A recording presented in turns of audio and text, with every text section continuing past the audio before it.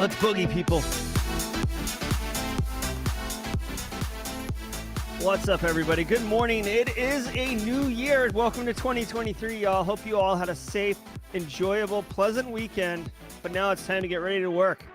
Today is January 3rd, 2023. Welcome to episode number 273 of Simply Cyber's Daily Cyber Threat Briefing. One moment. There we go. Welcome to Simply Cyber's Daily Cyber Threat Briefing, the show where we break down the top cybersecurity news stories of the day, and I jam in my expert opinion on each of those stories, on what it means to you as a practitioner, how you can incorporate it into your practices. I'm Gerald Auger. If we haven't met, it's nice to meet you. For those of you, many of you in chat right now, old friends, it's great to see you all. Now, before we dig into the show, before we get into all that hot news, before we start jaw-jacking all up in here, I want to say special shout-out and thanks to the stream sponsors, starting with my good friend Eric Taylor over at Barricade Cyber Solutions. Barricade Cyber Solutions is dedicated to helping businesses from cyber attacks and recover from the damage done. Cyber attacks can cause massive issues for businesses and send dedicated, hardworking business owners into turmoil. But Barricade Cyber Solutions knows how to mitigate the damage done by cyber incidents. Check them out at barricadecyber.com. Links in the description below. You can see this is their website. This is Eric. This is Eric's calendar. And when you click through it, you can schedule a meeting with him as early as 10 a.m. this morning Eastern Time. Set your business up for success. That way, if you get popped, ransomware, threat actors, bad guys, you don't have the worst day of your life. You just have a terrible day. All right. Also want to say shout out and thanks to my other sponsor, Recon InfoSec. Love what those guys are doing. Here we go. Check it out. If you're in the need of a service that provides your organization with 24/7 managed detection and response, which is MDR, if you've heard that term, consider Recon InfoSec because they have an MDR service and they're a great company. So typically when you combine those two things, you get great MDR service, right? Their MDR service includes the people, process, and technology, the full stack, to deliver full spectrum security operations to organizations of any size. And you get direct access to all their staff, so you're not working through some belly button or customer success engagement manager person who you're like, my network's on fire. Can you please explain to me what is going on? And they're like, oh, I'll get back to you on that. Let me go check with the team. You're like, no, let me check with the team. Get out of my way. Move. All right? You also get fully managed SIM and SOAR, which is really cool. So if you don't have the full tech stack at your business because you haven't implemented it, you don't have the budget, you're a one-person shop and you just haven't had the time, they will take care of all of that for you. So you basically just configure logs, push them to Recon InfoSec, go grab a taco because you've got coverage at a fraction of the price. So consider Recon InfoSec. Their MDR takes a security-first approach that provides real answers and effective defense. ReconInfoSec.com, links in the description below. Also, just got their website up here. I see now that they're AICPA SOC 2 Type 2 certified. Way to go, Recon InfoSec. That's always a big move for smaller business to get SOC 2 certified. It's kind of a big milestone and an indicator of how they're growing and the health of their company, so good on them. Now, I want to remind you, each episode of the Daily Cyber Threat Brief is worth half a CPE. So hold on, Jesus. Okay, here we go. Each episode of the Daily Cyber Threat Briefing is worth half a CPE. So be sure to say what's up in chat, or hashtag Team Live, Good Morning Squad, whatever you want. Be sure to say what's up. That way you can go back and get that half CPE, which doesn't sound like a lot, but over the course of a week, that's 2.5. Over the course of a month, it's about 10. So they do add up. And since you only need 40 a year, you can knock them out in a month, if you feel me. Hashtag Team Live if you're live. Hashtag Team Replay if you're on replay. You definitely want to drop it in the comments and get credit for being here. Now, I do love me some cyber news, obviously. But before we get into the news, I do want to spend a minute just saying what's up to everybody. Try to introduce a new concept for 2023 that's just occurred to me this morning. I'm also going to say hello to my friends here. What's up, Nathan Bolin, James McQuiggan? Been playing chess with James McQuiggan. It's been good. Harish, good to see you, Harish. Haircut Fish, Dan Reardon. 2 weeks counting. 2 weeks and counting, Haircut Fish. Requires 60 so you can do 15 for webinars. Sad times. Oh, that's too bad, zombie guy. Yeah, check with your certification body holder. I've checked with ISC Squared and ISACA. Shane Himes, my new year was wonderful. Thank you for asking. I'll share that on the back end. We'll have to call the back end of the show, like, I don't know, the jaw jacking hour or something like that, where, you know, it'll be the idea that we could spend a few minutes at the end of the show. I'm going to introduce a new Tuesday is the only day of the week that we don't have something. So we have Callan's Art Monday, Grayson's Joke of the Week, Haircut Fishes Thursday, Worldwide Wednesday. Tuesday doesn't have anything, and I thought of a fun thing. So we'll try it out today and see how it goes. All right, guys. The jaw jacking's been good. Cyber Coffee Chat. Yeah, well, okay, we'll call it Cyber Coffee Chat. Thanks, James. All right, Carrie, good to see you. 240 days without coffee. Whew. I can't go 240 seconds without coffee. All right, y'all. Sit back, relax. Hey, Matt McDaniel. Jess Bishop. Ooh, Jess Bishop, stick around. If you like yourself some Jess Bishop, people, I've got a big announcement at the end of the episode to drop about Jess Bishop. So here we go. All right, guys. Good to see you, BSEC. Good to see you, Alex. Robert Morris, thank you so much, guys. David Beard. All right, guys, sit back, relax, and let's get into some cyber news. What do you say? From the CISO series, it's Cybersecurity Headlines. It's Tuesday, January 3rd, 2023. Google to pay $29.5 million to settle lawsuits over user location tracking. This payout is intended to settle two different lawsuits brought by Indiana and Washington, D.C. over Google's location tracking practices.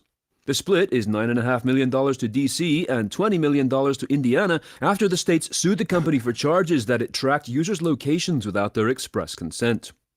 The settlement adds to the $391.5 million Google agreed to pay to 40 other states over similar allegations last month. The company is still facing two more location tracking lawsuits in Texas and Washington. These lawsuits came in response to revelations in 2018 that the internet company continued to track users' whereabouts on Android and iOS through a setting called Web and App Activity, despite turning location history options off. Okay, so this is one of those ones where I'm not surprised. Like, anytime you see some type of financial payout or situation where a company is sued or brought to court or whatever, and they lose, you see other companies or other states or other entities, whoever it is, go in after it because I'm not saying it's a cash grab, but I mean, hold on. Straight cash, homie. What I am saying is legal precedent has been set.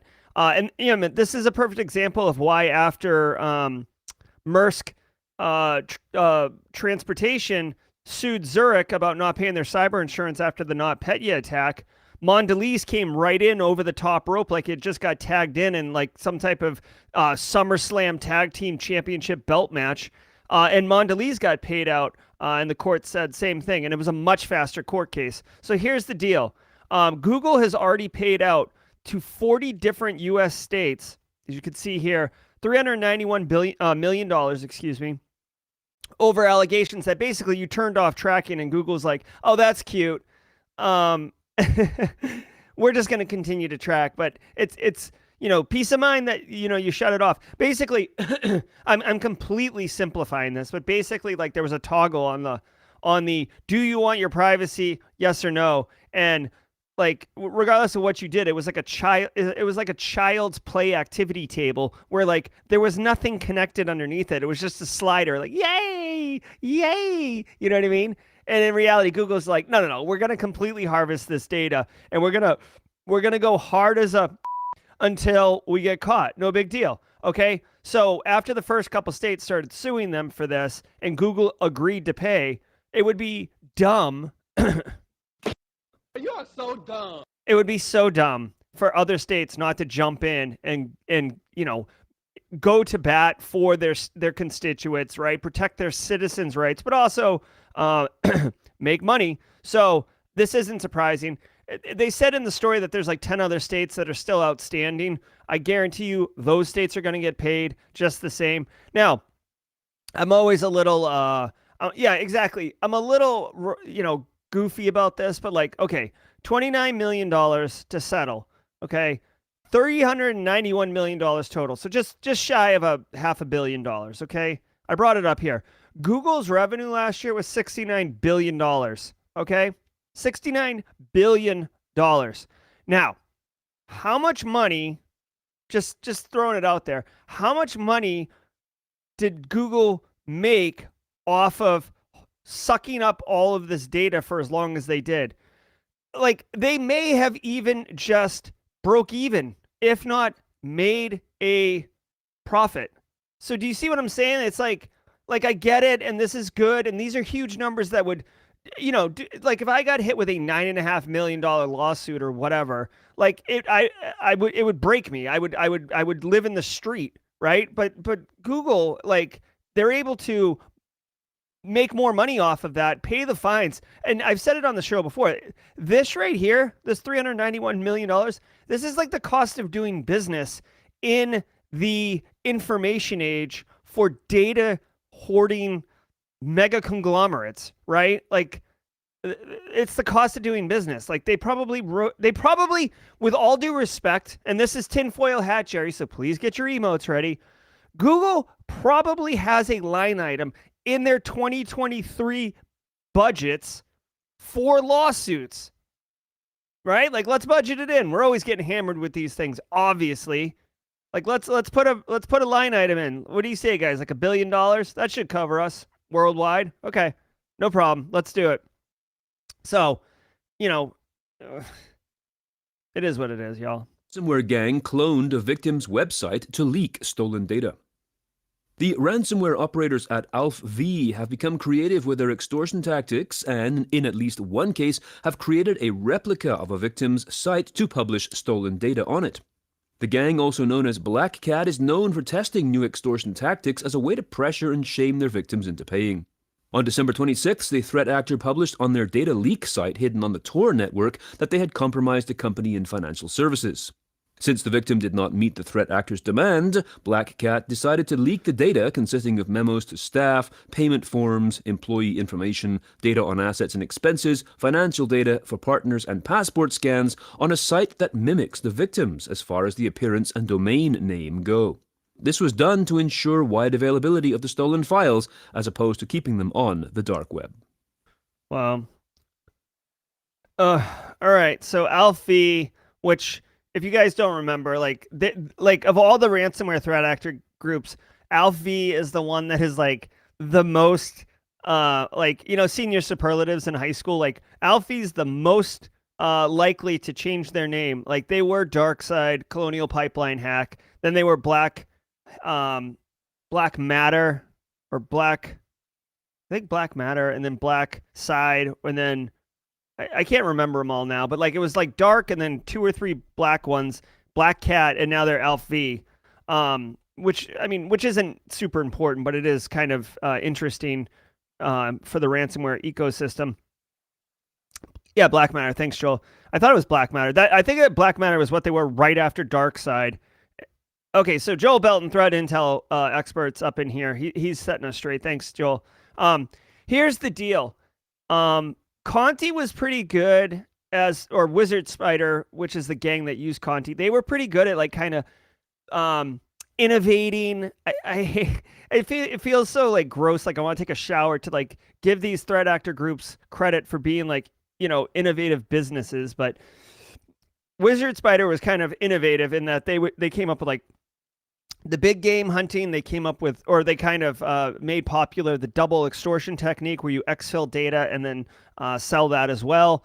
Now, Alfie pushing the boundaries here.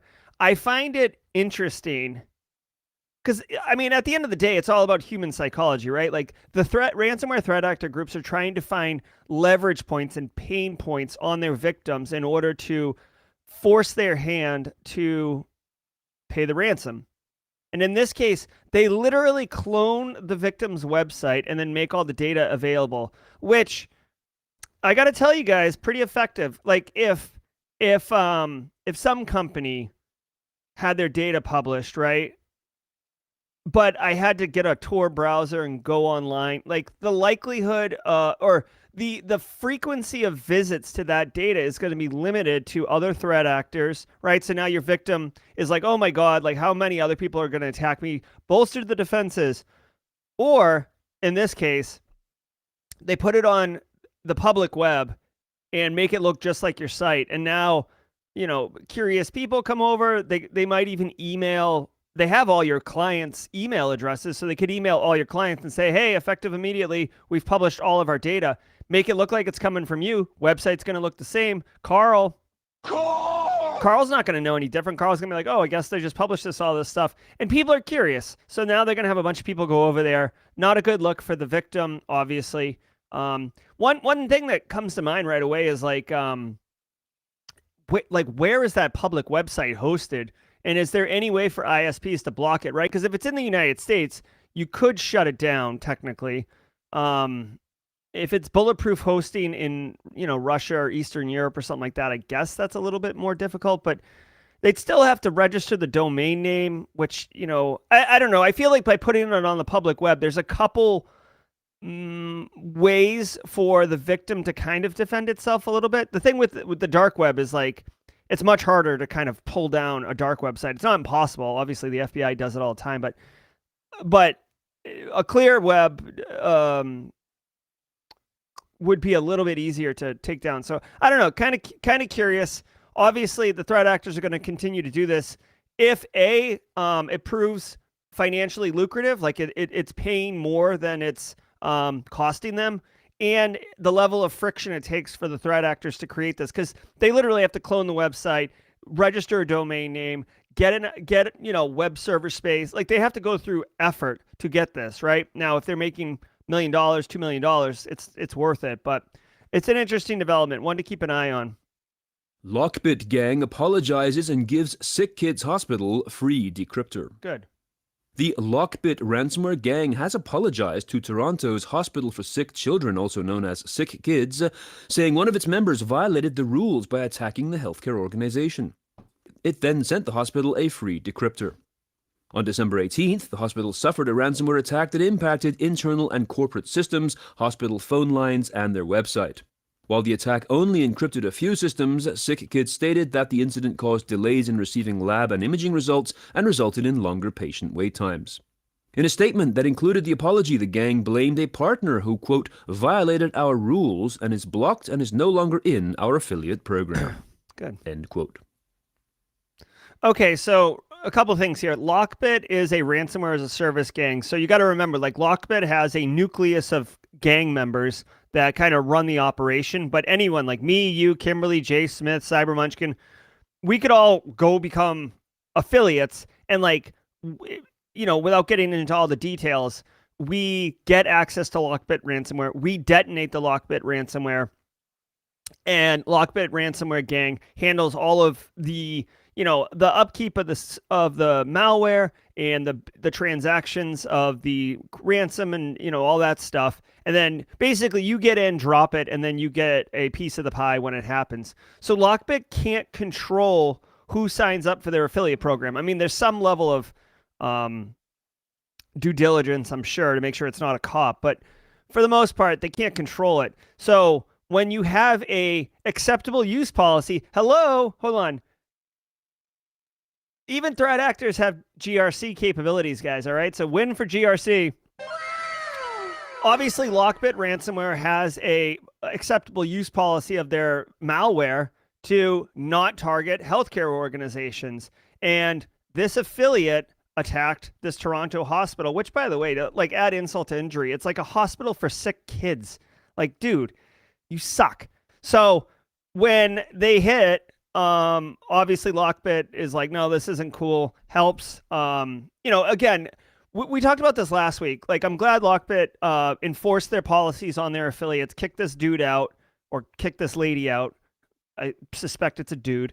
And gave the decryptor to the hospital, right? So Lockbit, listen to me. Lockbit is making money hand over fist. I'm sure they had a rager of a New Year's Eve party, the threat actors that are running Lockbit. I bet you there was fountains and beautiful people and all sorts of charcuterie boards running around, right? They are living fat right now. And the last thing Lockbit wants is some affiliate, jabroni messing up their works by taking on a hospital. Like, dude, you don't want to bring that kind of heat on. Not to mention have a conscience, dude. So they took swift action to remediate the problem and give out that free decryptor. Plus, I just want to point out, this gets back. I said this last week, y'all. Like, ransomware threat actors, they don't have like a signed like United Nations agreement or anything like that, but they all kind of in part agreed around 2018, 2019, like, we will not attack healthcare. Like, there's a line in the sand we're not going to go past. There's plenty, dude. It's like fishing in like pre-industrial age, right? There's fish everywhere. Like, we haven't done trawling yet. We haven't just like that's not the word I want to use. We haven't ravaged the ocean. There's fish everywhere. You don't need to hit the healthcare fish. There's literally big fat fish, manufacturing fat fish, and retail fat fish, and there's fish everywhere, man. You don't even need to hit those guys.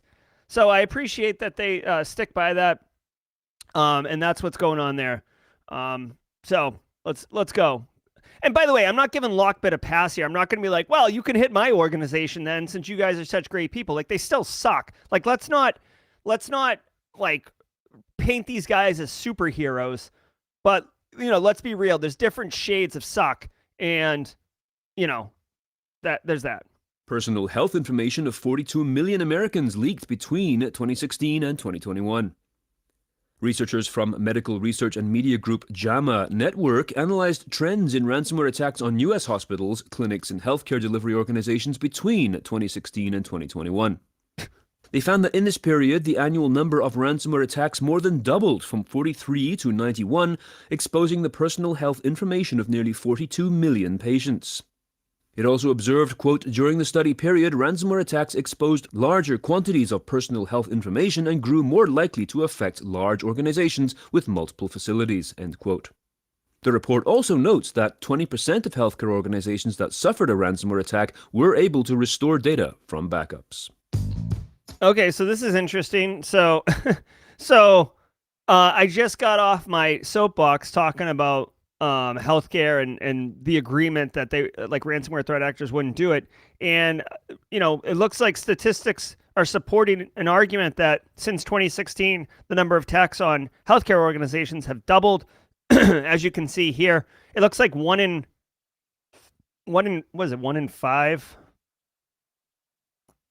1 in 5 orgs that suffered a ransomware attack were able to restore from backup. So I'm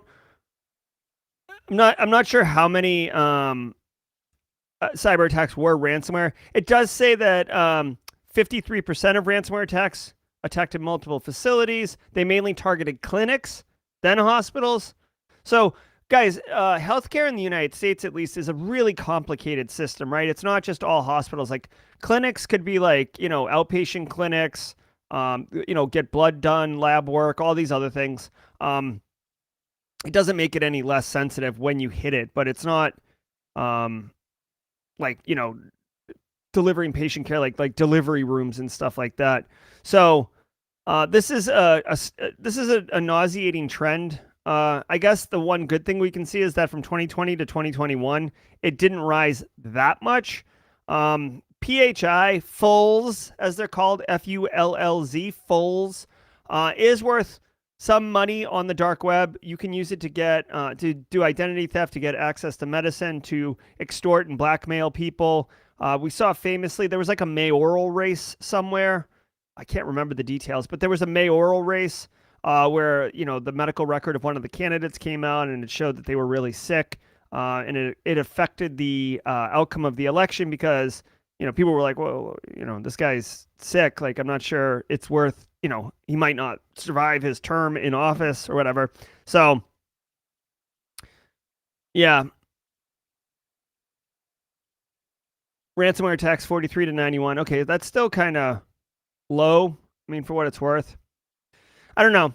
If you work in healthcare, I guess here's the TLDR. If you work in healthcare, you definitely already know about cybersecurity attacks and the frequency. You can use this chart and this story to help,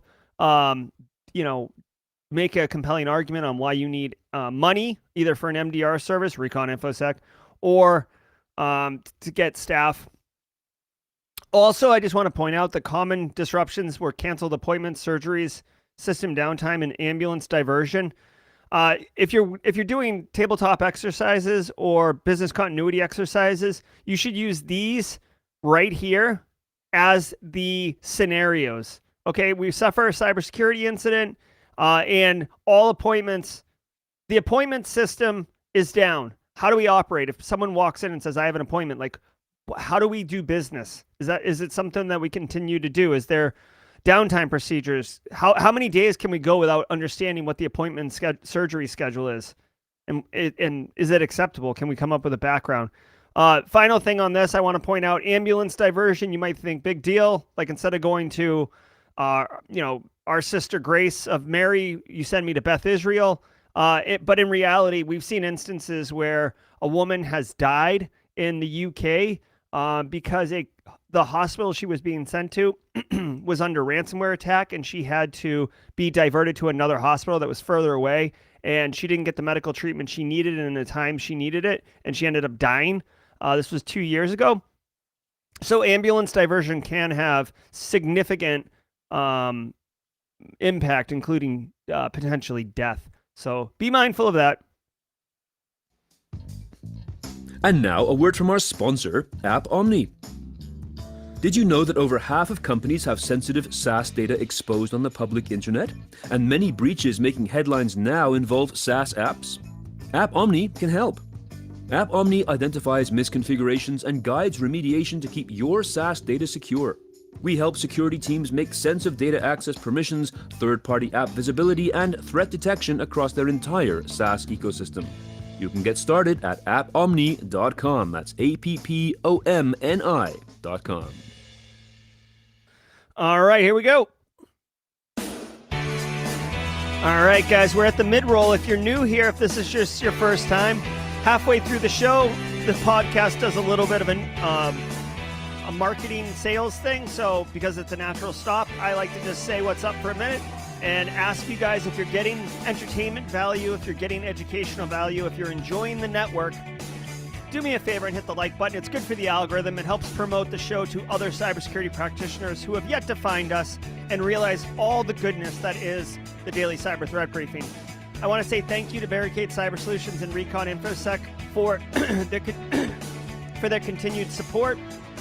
Definitely enjoy both of those businesses and strongly endorse both of them. If you didn't already know, I send a newsletter out every single week, simplycyber.io/newsletter if you want to get on it. But Jerry, why would I want to get on a newsletter? I hate getting newsletters. Well, my friend, let me explain to you. It's not just a newsletter of like, oh, here's a picture of my kids and here's what's going on. It's literally an actionable intel bulletin that provides 3 pieces of intel that you can operationalize today. I write it myself, which is why there's typos. And I think it's pretty good. You would have gotten it today if you are signed up. It's not too late to sign up. You can't get today's letter because it's gone already. Question for the group: I have the ability to resend the daily the newsletter, like for people who did not open it, right? So it's a function where if you didn't open the newsletter, I can resend it to you. I was thinking of on Wednesdays resending it to those people. I don't know if that would be seen as a bother or a courtesy to think like, oh yeah, top of my inbox. Thanks for reminding me, Jerry. Let me know in chat. I'm actually kind of curious if people would like that to happen or not, or if you'd see it as annoying. Another thing that I want to share with you guys, I told you earlier that Tuesday, there isn't currently a weekly activity on Tuesday. I'm going to try this out for a week or two. You holler at me. I guess I could post it as an archive, Joel Belton, maybe as a blog post on the simplycyber.io. Guys, here's what I'm thinking for Tuesdays. You let me know. I don't know what I'll call it yet, but it's basically like something you didn't know about Jerry Tuesdays or whatever. Like just basically something about me that I don't know, like just something. I don't know, something about me to share. Like, I feel like if we were in person, I'd be sharing something with you. So we'll try it out. I do want to share with you today that I hate I hate sour cream, and it's not because of the texture or the taste or anything else. It's literally, and I can't get my head around this, the name sour cream. It's literally a synonym for spoiled milk, which is disgusting. And I know sour cream tastes good, but I can't bring myself to eat it. It's like I can't. I cannot get my head around it. It is a juvenile thing that I know logically doesn't make any sense, but in reality, I cannot eat sour cream because of the freaking name. So there you go. There's a little fun fact about Jerry. What books am I reading or recommend? Okay, I could do that too. Currently reading this one for what it's worth. This is How They Tell Me the World Ends by Nicole Pelroth. Here's where I am. I'm one of those people that uses the dust cover as a bookmark. I know I'm a heathen. La la la la. La la la la. All right, drop your la la la's. Let me know if you guys like the Getting to Know Jerry Tuesdays. I'll come up with a better name, but I'll keep doing that. All right, y'all. Oh, Alana. Alana's like, you animal. You animal. I guess maybe that's the Get to Know Jerry Tuesday. I use the dust cover as a bookmark. All right, let's get back in the news, y'all. Chinese scammers target Chinese students in the UK. Chinese international students in the United Kingdom have been targeted by persistent Chinese-speaking scammers for over a year as part of an activity dubbed Red Tsay, also known as Red Thief. Cybersecurity researcher Will Thomas stated in a post last week, quote, "The Red Tsay fraudsters have chosen their targets carefully, researched them, and realized it was a rich victim group that is ripe for exploitation." The most notable aspect about the operation is the steps taken by the threat actors to bypass steps taken by users to prevent scam calls, using a new pay-as-you-go UK phone number for each wave so as to render phone number-based blocking ineffective. The primary reason for the scam is to trick Chinese international students into shelling out huge sums of money to avoid getting deported. Ugh. Russia risks... Dude, this is gross. This is gross. This is like, it's so diabolical and it's so meticulous. So essentially, the way I'm seeing it is Chinese students in the UK are basically being scared into believing that they will be deported out of the UK into China if they do not pay some, financial fines or penalties. Like, it's not seen as a extortion or a scam. It's seen as legit.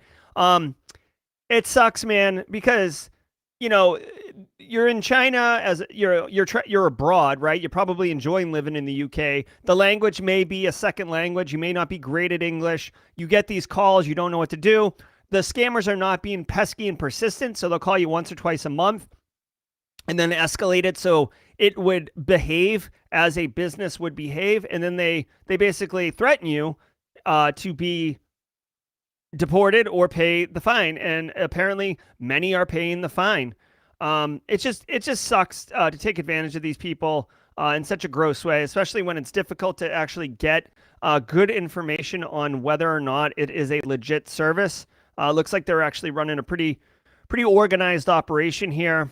I don't know, guys. Like, to me, two things. One, I've seen this personally firsthand. I've seen a Chinese exchange student. He was a physician, but he was an exchange student here in the United States, got a phone call saying that he missed jury duty and that he was going to be thrown in jail unless he paid $500 via a Best Buy gift card.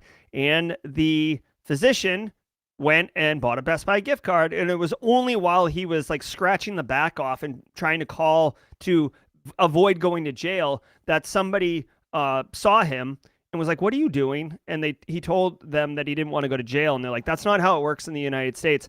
But I mean, you see what I'm saying? It's like so easy to attack people like this because you scare the crap out of them with their freedom, with their current life, operating in a foreign country, and they go after them. I want to say one other thing. Like, it really, really chaps my ass. Like, I don't want any organization or person to get cyber attacked, okay? But like attacking a business, I don't know, maybe it's because it's like depersonalized and there's a little bit of an abstraction there. But like I see a business as like, okay, like let's go to war, us versus you, threat actors, and like we're the business, let's do it.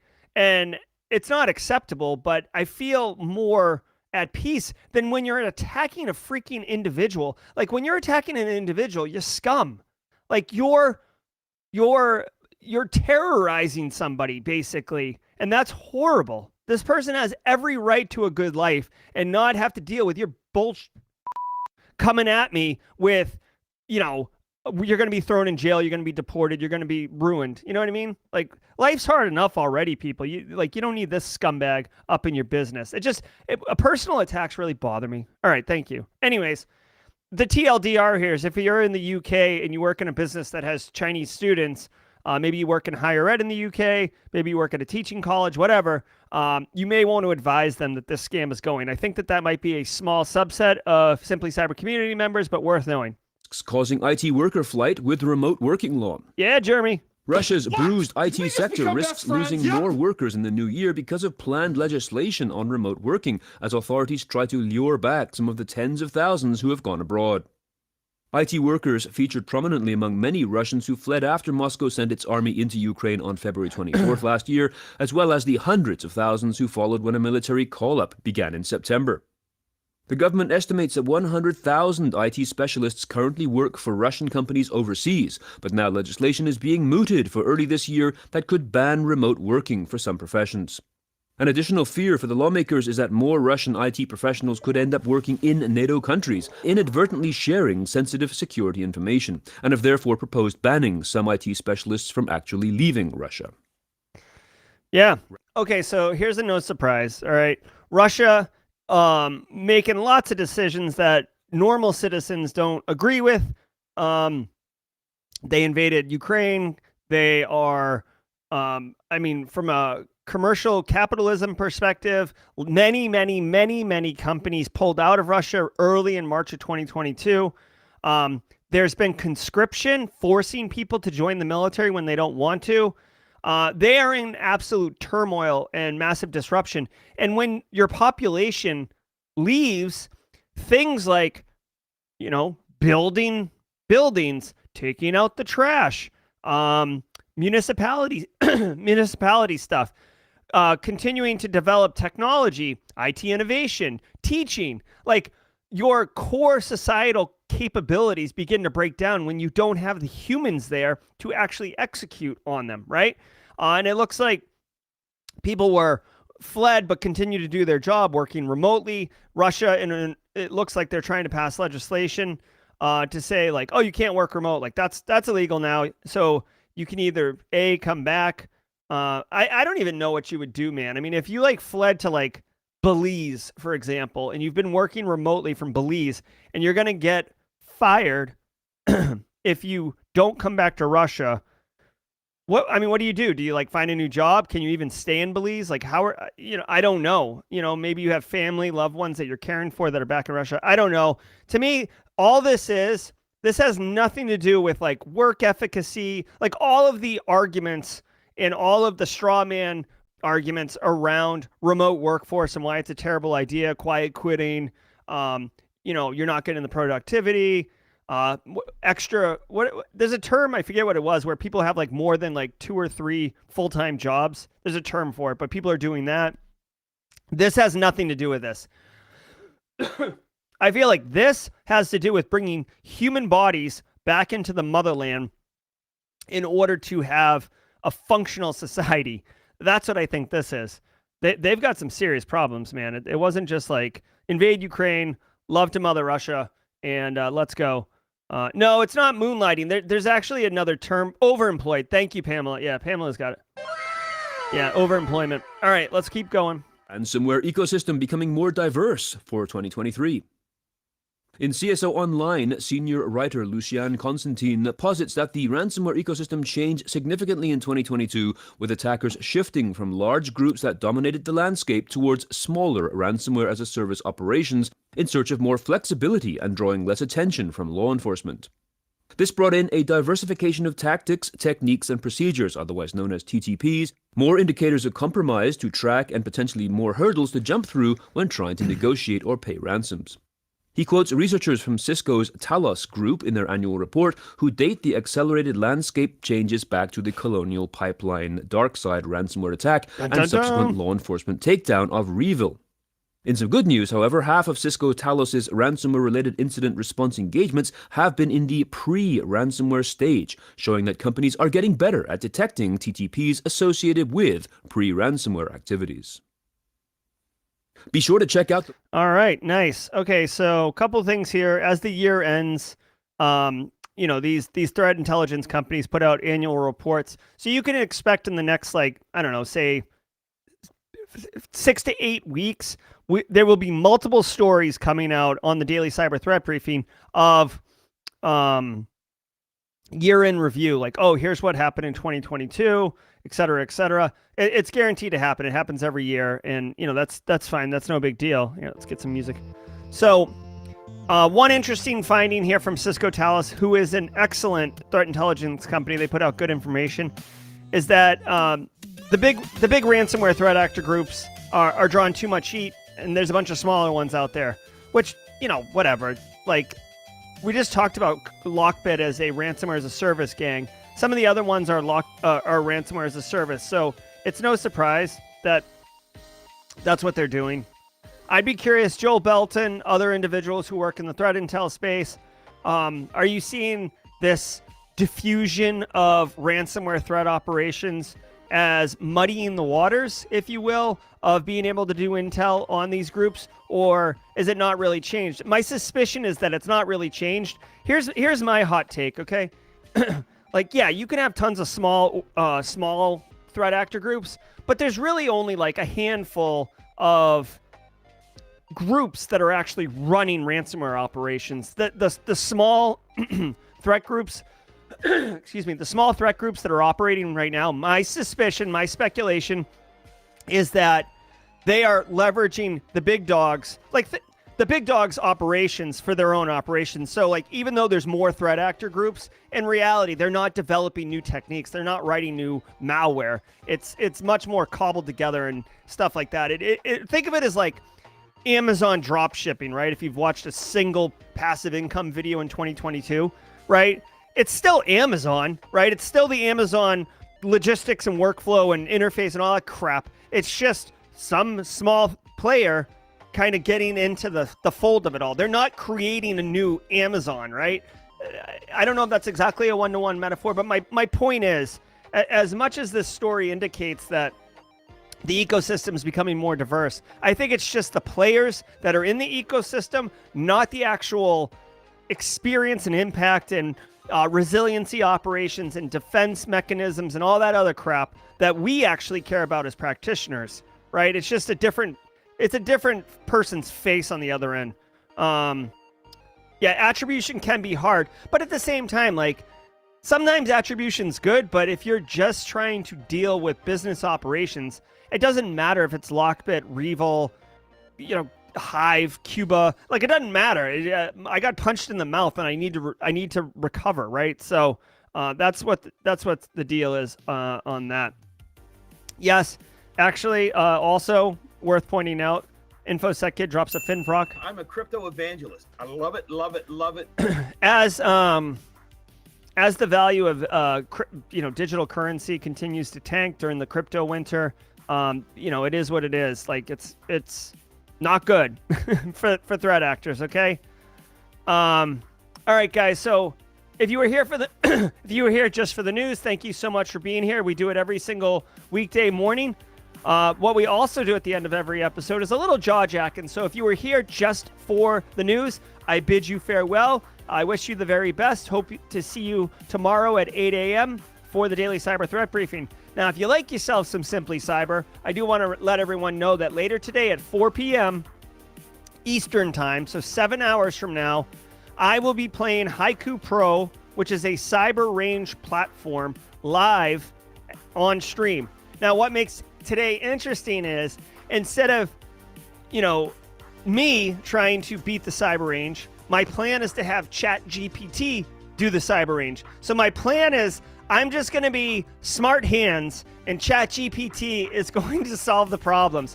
ChatGPT is like the hottest thing right now, and I'm going to try to see if it can do the cyber ranges. It'll be fun. We'll have a good time.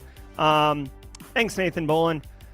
So come check it out. I also want to let you guys know it's a busy week on the streams. Tomorrow at 11:30 a.m., I'll be playing Threat Gen Red versus Blue. This will be a more traditional, come, bring a notepad, learn some things. I'm going to be operating from the blue side, and this will be more of an educational session where I'm breaking down GRC best practices, SOC analyst best practices, and how a blue team would operate in a ideal environment. So kind of a textbook walkthrough of building an information security program from the ground up. Also, on Thursday, here we go. Get yourself some of this. Squad members, Simply Cyber community members, Stacy Loki and Jess Bishop. You guys know them. At least Jess is in chat. I know for sure. Guys, you all talk about a day in the life of a SOC analyst. How about a night in the life of a SOC analyst? So you may know or not know that some SOCs have overnight shifts, third shifts, night shifts, whatever you want to call it, graveyard shifts. Well, is working a graveyard shift suck? Is it slow? Is it hard on your life personally? These are all really valid questions. It could be the best thing ever. It could be slow, so whenever you actually have an incident, you can really dig into it, right? Bill Green in the house. What? Did we just become best friends? Yep. Thanks so much for the support, Bill. 2022, 2023 is going to rock. So Jess Bishop and Stacy Loki are going to come on. They both work in a SOC. They both have graveyard shifts. Right now, they're rotational, and they are going to tell us exactly why and what a night in the life of a SOC analyst is. I'm super excited about this episode. Guys, it's going to be a good time. Also, guys, like, get your Oprah emotes on. There is so much going on here. Dunk, dunk, dunk, dunk, dunk. You get a stream. You get a stream. Guys, I promised you monthly office hours after dark. We're still working on the we're still working on the title here. But this is the super relaxed, super chill, bring a beer and a cybersecurity t-shirt event. We're doing this. I'm targeting January 13th. I wanted to do it the 6th, but it's going to, I'm looking at January 13th. I hope you can be there. I have not scheduled this one yet, but it will be fun. A lot of people enjoyed this. Trying to do this monthly. Stay tuned for all of that. It's going to be a party. It was a party. Joel Belton will be on the stream for sure. I'll be on the stream. We will do call-ins.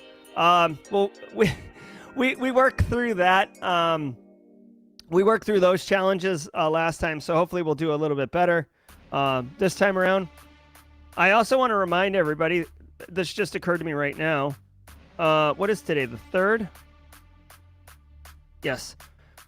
In 9 minutes, as you can see here, Marketing to Cyber is going to be happening. Ria Galsam joined me on the channel to talk about how she pivoted from marketing operations to cyber. So if you're interested, I'm going to be there. Hopefully you guys can make it. And we'll have a good time. So I'll come back to that in just a minute, guys. This has been the Daily Cyber Threat Briefing. I hope you enjoyed the new Tuesday, getting to know Jerry or whatever. I'll go back and look and see if you guys had some suggestions on a stream name. Yeah, okay. So just so everybody knows, this is Jess Bishop on the bottom. This is Stacy Loki on the top. The names are backwards, so just be mindful of that. It's a whole thing. Tidbit Tuesday. Thanks, Jessica. That's a good option. Jaw jacking, that's what we do at the end of the show, no doubt. Any scoops on the night TV show? No, not yet, Harish. We're still in talks on the concept. The concept is pretty hammered out right now, but there's a couple logistical challenges associated with it. So we'll see. We'll see. Actually, well, maybe I'll tell you guys. I don't know. Do you guys want to know? Actually, let me check with Alyssa. I don't know what I'm allowed to say and not say. So anyways, it'll be cool though. I'll tell you what, it will be unequivocally my show, okay? It's not like I'm an actor in one of the produced shows. It's a Jerry thing. It's really cool. So I'm looking forward to it. Yeah. It's going to be cool. Let me talk to Alyssa. I have to send her, I got to get like a photo shoot done and send her photos for the promo card. She sent that to me over the weekend. So, but stay tuned.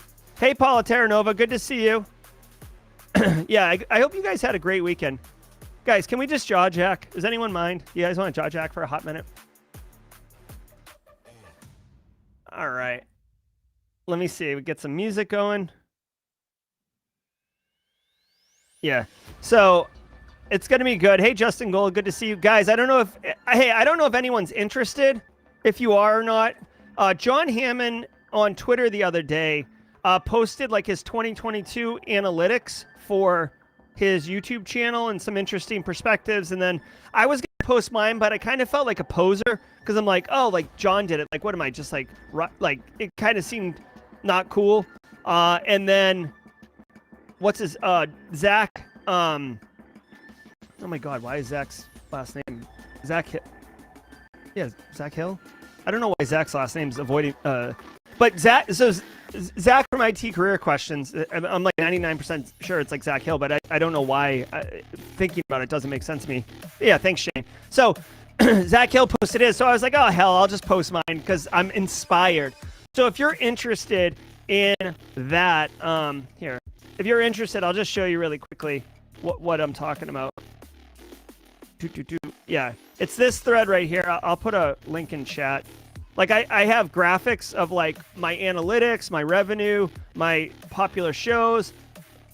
Dude, I did 762 live streams in 2022. Kind of bananas, honestly. That actually surprised me. I don't know how to link to this thing, so here's a link in chat. If you guys are interested, that's just a little like whatever. If you're interested, yeah, yeah, Hammond got 6 figures. Yeah, isn't that bananas? I think that may be over the life of his channel, not just in 2022 BSEC, but still, great guy, does great work. Yeah, love it, love it, love it. Yeah, I don't know if anyone's interested in it in the stats. It can be cool. It can be interesting. It is what it is. Oh, all right, guys. What do we got here? 5 minutes to go. 5 minutes to go. I like it. We'll give it a couple minutes. He does have 500,000 subs. Yeah, it is interesting. Here, why don't we just do this? Well, let me make sure that there's nothing wicked sensitive here. Yeah, there's nothing sensitive. Okay, so here, I'll just do it live, right? So you can see here, here's all the analytics. Here's the analytics on stream, right? What's interesting is, if you look at my top content, hold on. This is let me change the filter for 2022. Sorry, the chat's all screwed up now. I can't make chat look good and the screen look good. They're tied together somehow. Yeah, so look at the audience. I'm super pumped about this. Kimberly McKnight knows about this. A couple other people know about this. Guys, I made it a point to try to beef up female viewership. Here, I'm just going to do this since the text is screwed up on chat anyways. 11% female viewership. I did all sorts of stuff. We see that 25 to 34 is the majority. Nice little bell curve here. Pretty understandable. One thing about the content that's kind of interesting is if you look at my lives, right, the daily threat briefing, it's a gradual incline over the year. So very, very subtle. No viral sensations. Jerry's not viral, right? If you look at my videos, a couple popped. No big deal. But for the most part, it's been pretty level, right? And then shorts, I just started shorts not too long ago. So you can see that's, like I started shorts again over here. So it's not really doing much, but it has gotten 57 more subs, 680 likes, 11,000 views. So there is something going there. So I don't know if you find any of this interesting. Let me know if you do. Try to make chat small again. Let's see what people are saying. All right. It's crazy to me that only 11%. We got a ton of amazing ladies in the community. Yeah, I know. It is interesting. But let's go, Nick. Hopefully, welcome to the party. Welcome to the party. Let's go, Nick. Yeah, my pleasure, Adam. Oh, by the way, Adam, I reached out to Cody Kinsey. Hey, I'm not, with all due respect, good, bad, whatever. I don't know. I've tried to get up with Cody. It's been unsuccessful. I don't know if maybe he's on vacation or if, I'm just a guy. So, who knows, but. Alana, I love it. I love it. I love it. I love it. I'm going to come up with a fun name for the Tuesday share. Like Jerry's Tidbits.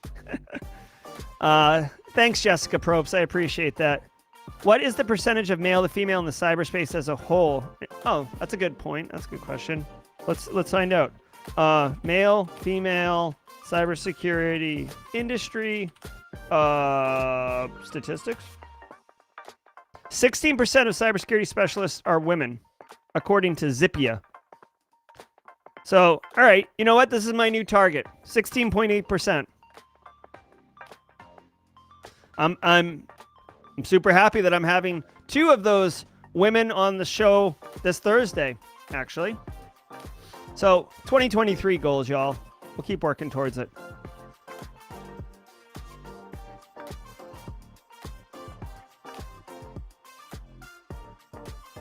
Oh, thanks, Caleb. Thanks, Caleb. That's very nice of you. All right, guys. Looks like we're just close to marketing to cyber. As soon as this thing pops, I'm going to... Oh, Sour Cream Tuesdays, Jimmy. Ugh. Oh. Finish him. Oh, Jesus. I have to take a step back. Take a step back from that one. Just even saying sour cream is nauseating. Oh, God. I do eat sour cream and onion chips. I do want to... I am neurotic when it comes to that, just so you guys know. No, Harish, we don't need a sour cream. We don't need a sour cream emote. All right, hey, looks like we're getting started, y'all. I'll see you over on the stream. Drop a share in chat. Welcome to the squad, Caleb. All right, guys, head over to the stream. I'll see you in a minute for Marketing to Cyber. Be good, everybody. Thank you so much. Happy New Year.